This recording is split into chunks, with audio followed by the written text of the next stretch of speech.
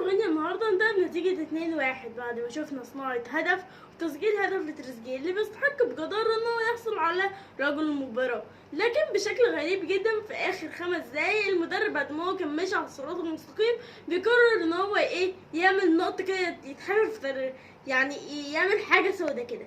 يعني هو تريزيجيه وقع، لاعب وقع استدار الطاقم الطبي، هو رافض يخرج عن النقالة، دي فيها مشكلة؟ لا، يروح مديله انذار، انت كده بتضيع الوقت، ما هو اللاعب مصاب قدامك.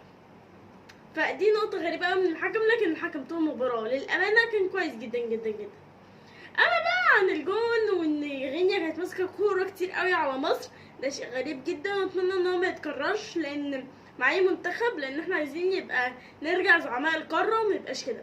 فيتوريا برضو ما شايفة إن المنتخب ما كانش في حالته، ما كانش فيه أداء ومفيش نتيجة، فانا حاسه مش بطعم المكسب، لا مش ده المكسب. يعني انت لو خدت بالكم في الماتشات اللي قبل كده، في ماتش ملابي 4-0 نتيجه واداء حاجه اخر الروعه، وكان نفس المدير الفني، لكن ممكن نحطها يعني نحط له زي شماعه نعلق عليها الموضوع ان هو مثلا عنده لعيبه مجهده ونعدي الموضوع، لكن الماتش جاي بتاع جنوب السودان ولا لعيبه مجهده ولا اي حاجه، احنا عايزين فوز بنتيجه. طبعا بنشوف كمان مصطفى محمد بيسجل هدف تاني، هو تخصص مع غينيا، سجل هدف الفوز. الماتش اللي فات فيه تصفيات كاس افريقيا سجل هدف الفوز، والماتش ده كمان بيسجل هدف الفوز. جميع استغرب هما ليه بيلعبوا على ارض المغرب، والناس اللي تقولك دول بيلعبوا على ارض محايده. لا، هي الفكره ان غينيا ملاعبها لا تطابق للمواصفات اللي الكاف حاططها، فاضطروا ان هم ينقوا ملعب، فنقوا ملعب في المغرب، الملعب الكبير.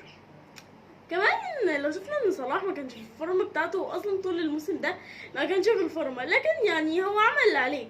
عارفين، انا بحس ان صلاح ده عامل زي هالاند، مهما عمل مع المنتخب بتاعه هيظل يتحط اللوم عليه. ليه بقى؟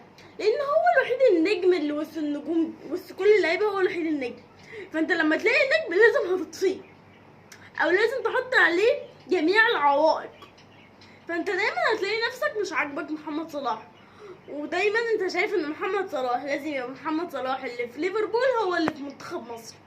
ما بتاخدش بالك ان فرق المهارات وفرق المدرب وفرق كل حاجه بين هنا وهنا. انت لا، هو ده ما ينفعش فيه تبديل، ما ينفعش مستواه ينزل سنه، لان هو آلي، ما ينفعش يبقى بني ادم بينزل مستواه. فطبعا كان طبيعي جدا ان صلاح ينزل مستواه، وده شيء مش هنهاجمه عليه، هو فتره وهيرجع مستواه زي الاول واحسن، وباذن الله ستقوم افريقيا في يناير الجاي. كده مصر اتاهلت الحمد لله، والماتش الجاي باذن الله جنوب السودان يوم 20 يونيو باذن الله. اتمنى اقابلكم في الفيديوهات الجايه، واتمنى التوفيق لمنتخب مصر في الماتش ده.